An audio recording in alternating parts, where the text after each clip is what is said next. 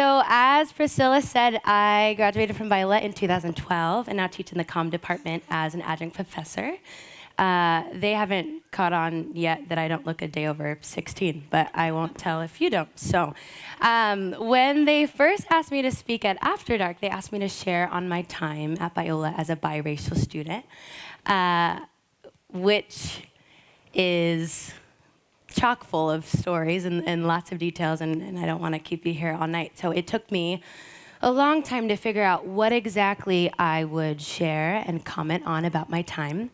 But if there's anything my friends and family can attest to about me, it's that I love telling stories, very detailed, animated, dynamic, engaging, did I mention detailed stories? So I figured the best way that I could share on my time at Biola is through story. So I want to start at my freshman year, and I came in not knowing anything. I mean, nothing. Like, I didn't realize that we had to minor in Bible until I'm sitting freshman year in my Old Testament class, and my professor mentions it in his intro. I turned to my friend, I'm like, we have to 30 units? Okay, that's fine. So excited for it. And then I also didn't know that we didn't have to report everything to our RA in terms of like when we were leaving, when we were coming. So when my friends freshman year and I decided that we were gonna go on our first very exciting midnight donut run, I was so excited to tell my RA, hey, just so you know, my ETA is like 1:59, maybe earlier. Probably earlier. And she was like, you don't need to tell me that. You don't need to tell me your play-by-play of your life. And I was like, oh, okay. And then another thing that I didn't know, well, this is big. I didn't know anything about sports. So I went to an arts high school and actually started in 7th grade. So 7th grade to 12th grade, arts high school, pretty much High School Musical, and we had no sports. We had a pep rally once. We didn't know what we were cheering, but we had a pep rally. So I came in not knowing a single thing, but was so excited because my school now had so many sports teams.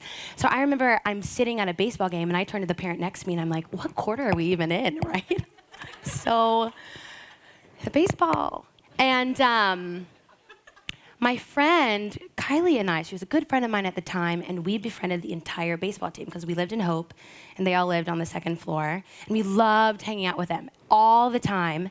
We even sat and watched their practice for an hour, just watching, couldn't talk to them, just sat on the benches cheering them as they were practicing. Looking back, I'm like, that was a completely pathetic waste of our time, but again, didn't know a thing, okay? So I have the brilliant idea one night to gather all the baseballs on the field and give them back to the team. So I recruited Kylie, and I'm like, Kylie, this will be really nice. We'll get all the baseballs. They'll be so thankful. We'll be even better friends. So we go onto the field, collect about 20 or so, and then we decide, you know what? They're so dirty, let's wash them. So we washed all the baseballs, and then, of course, we had to dry them, so we went back to her room, blew a fuse with her blow dryers, blow drying them, and then I was like, oh my gosh, why don't we write, you're a baller on every single one with Sharpie? And so we do this whole process, throw all of them into a box, and we're so excited. We're like, they're gonna love us. And we go onto the 2nd floor, and we get to the first room, and our friend walks out, sees what we've done, and in seconds, I know that they're not gonna take this as an act of kindness. And they actually were very mad. And so Kylie and I started retracting and started backing up. And she threw a blanket over the box, and we started hurrying away and yelling, I'm sorry, it's a science project. And we ran out, and sophomore year looked a little different in terms of friendships, but that's okay. You win some, you lose some. Actually, fun fact, Kylie texted me this morning, and that event happened 7 years ago to the day. So there are pictures to prove it. They're too embarrassing to put up on a slide. I thought about it. But if you really want to see them, come find me after. They're on my phone. Really embarrassing.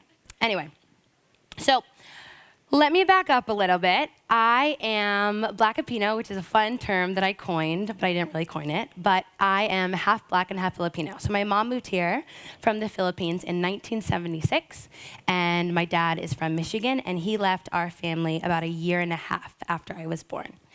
My sweet mom took on the task of learning how to untangle this head of hair, and she's a sweetheart angel, and she's right there. A round of applause for my mom.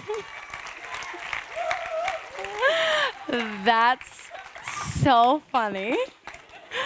Hilarious. Mom, I'm talking about you. So that's my sweet mom. She learned how to untangle my hair, and she's awesome. And I'm no longer tender-headed, so there's that. So my sister and I, we grew up going to a church called the Filipino American Church of Irvine. And so we went to all of the Filipino gatherings and had a blast. We were eating all the lumpia.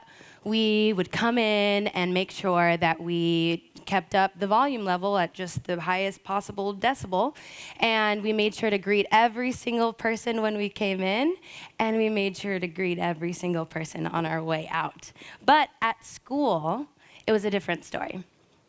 It was easier to talk about my Blackness than my Filipino side, because being Black seemed to be a bit funnier. It was easier for me to say as a refrain, oh, it's because I'm Black, right?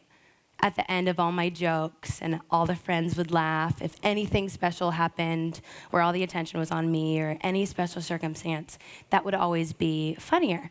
And I remember my church friends even called me Midnight because of the color of my skin, and I went along with it because I thought, well, it's funny, I guess, and it can't possibly be harmless, because I didn't know any better. My sister and I would often talk about how weekends were sometimes stressful because they always looked so different depending on which side of the family we were visiting. If we were visiting one side of the family, our jargon and conversation and humor was one way, and yet it would be completely different if we went and visited another side of the family. And I was at a loss as to how to honor both of these two beautiful, but honestly very different, completely different ethnic backgrounds of mine.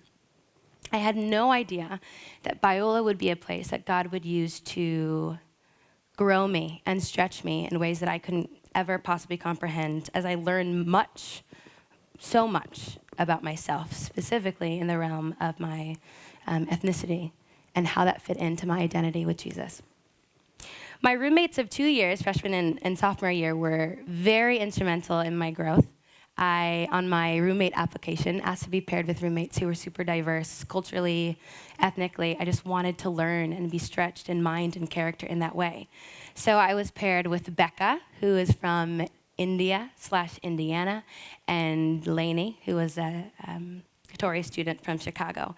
And we were a walking Apple ad, and it was the best, and I loved it. We were strangers who turned into fast friends. We came from completely different places, had very different bedtime routines, different snacks that we each loved, but we were truly trekking in the mud together as we basically started from the ground up in terms of what we knew about ourselves and what we knew about each other. And it was, honestly, they were the best roommates. Becca and I actually came to Biola on a surge scholarship, which I believe now is the lead scholarship. So basically with this scholarship, you are charged with the task of being pioneers on campus for engaging in the conversation on race and diversity, and how all that was a huge aspect, if not the point of the kingdom. And I was super thankful for this scholarship, but I didn't feel qualified. I didn't feel fit for the task. I didn't know how to embark on these conversations. I couldn't even figure out how to style my hair the way I liked it and which hair products to recommend. I was hesitant to join the Black Student Association because of fear that I wasn't Black enough. And I was also hesitant to join Maharlika for the same reason, fear of not being Filipino enough. But I watched. I remember I would walk by the tables or friends that I recognized with envy, seeing how there were potential friendships there that for some whatever reason I wasn't willing to completely throw myself into. But sophomore year was when I really feel like the things that I was scratching the surface on navigating weren't things that I could shake off any longer. I decided to switch majors and took my first communication class. It was interpersonal comm. And I remember sitting there and thinking, oh my gosh, this is exactly it. The conversations that we were having, what my professors were challenging us to think about and lean into, those were the kind of conversations that I was like, I want to be a part of these. And suddenly I had words for things that I couldn't quite put my finger on before. Words like racial microaggressions and privilege, prejudice even. And suddenly it came, to the surface where I was like, that's what it is. That's the word. That's a thing. And that's my reality. The summer before my sophomore year, Emma Watson cut her hair. So I decided I was going to cut my hair too. Now, I realize that Emma Watson and I are very different people, okay? But I was like, if Emma can do it, I can do it. She did that. Does anyone remember the pixie cut that she did? So I was super inspired. I love Emma even to this day. Beauty and the Beast, haven't seen it. Don't tell me any spoilers. Just kidding, I know what happens. But I was like, Emma cut her hair, I'm gonna cut her hair. So I actually cut my hair, it used to be down to here, and I cut it to the style that I have it now, which is this Afro style, I guess is what the kids call it. And that was also the year that people started touching my hair more, honestly, sometimes asking for permission, most of the time not. Not even kidding. I would start to feel hands just ever so slowly reach, a little squeeze. I just never seen hair before, I guess. I don't know.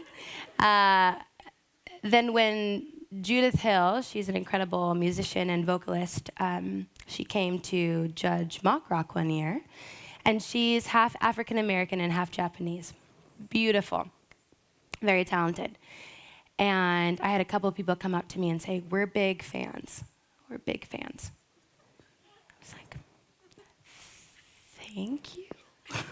Not quite sure what to say, but I was also still at the point where I was laughing and kind of shrugging it off and thinking it was humorous, but also frustrated because I didn't think we looked alike at all.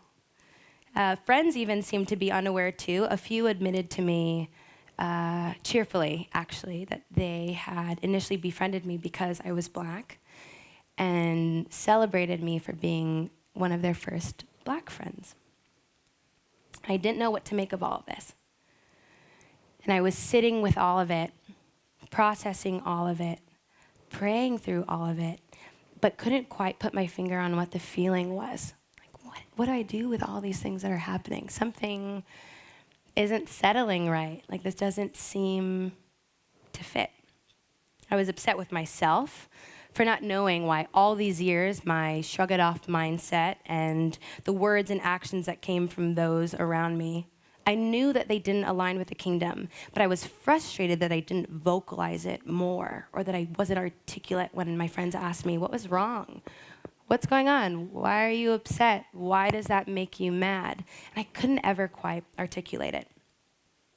I was frustrated and honestly disappointed with myself for not knowing enough. I watched people around me speak with the most eloquence, even my roommates, honestly, and I would watch them and say, I want to be there. I want to be able to do that and speak better and be better. I wanted to know the undertones and the definitions and the social patterns and constructs, the root causes, all the things. I wanted to know it all, but I wanted to know it all before I spoke up.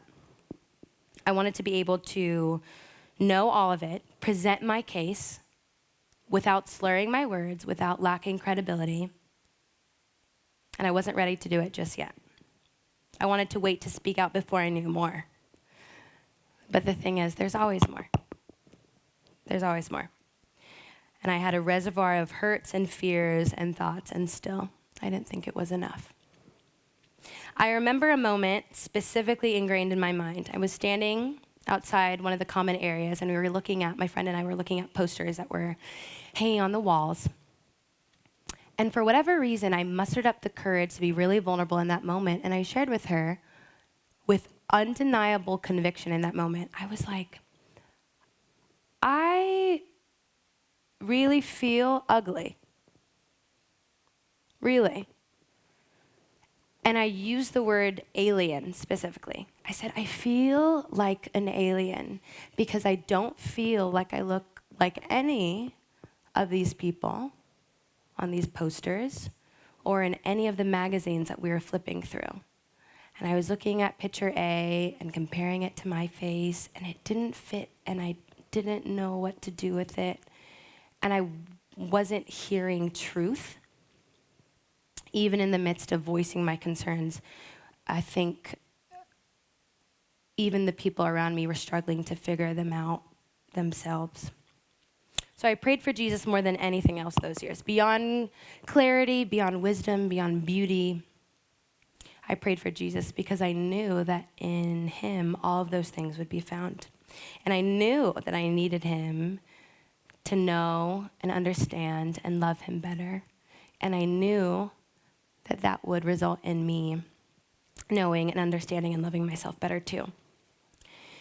And one summer, the camp that Priscilla mentioned that I worked at, I was working there one summer, and it was during a worship set that I had the most transformative experience. I had a vision of me getting to heaven, and I finally see Jesus face to face.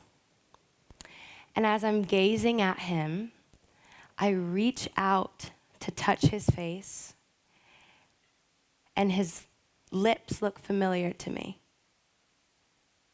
And his cheeks I recognize. And even his skin color is somewhat reminiscent to me. And I realize in that moment, it was the most pivotal moment that I understood what it meant to be made in the image of my Creator. That my identity is found in a God who created me fearfully and wonderfully.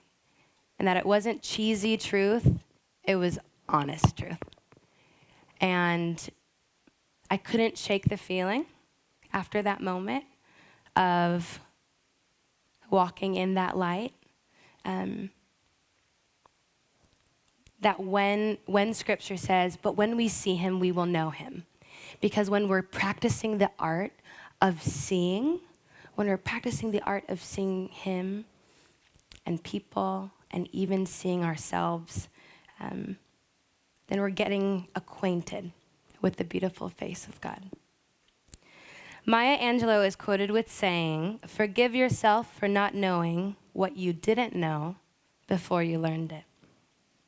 And when I moved forward in forgiving myself for what I didn't know before, but now knew, I was able to allow there to be movement with my convictions. When I began sharing with my roommates and friends the things I was learning and navigating and wrestling through in regards to prejudice and ignorance and brokenness I was experiencing in me and around me, the further I began to plunge deeper and deeper into my relationship with Jesus, and knowledge abounded as stories unraveled around me as well. It turns out celebrating and honoring diversity is a huge part of the kingdom, and Jesus is actually really into it. He doesn't find your ethnicity a point of comedic timing.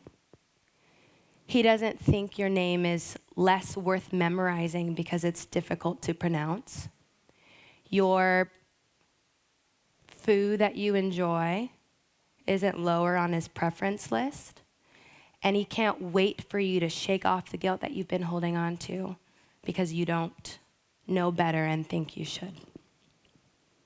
In Luke 16:10, Jesus shares with his disciples that he who is faithful with little, God will make faithful with much. And I think we often relate this to finances and timing. But what would it look like for us to be radically challenged by this verse in terms of sharing our stories? That he who is faithful with little, seemingly little, seemingly little story to tell, God will make faithful with much.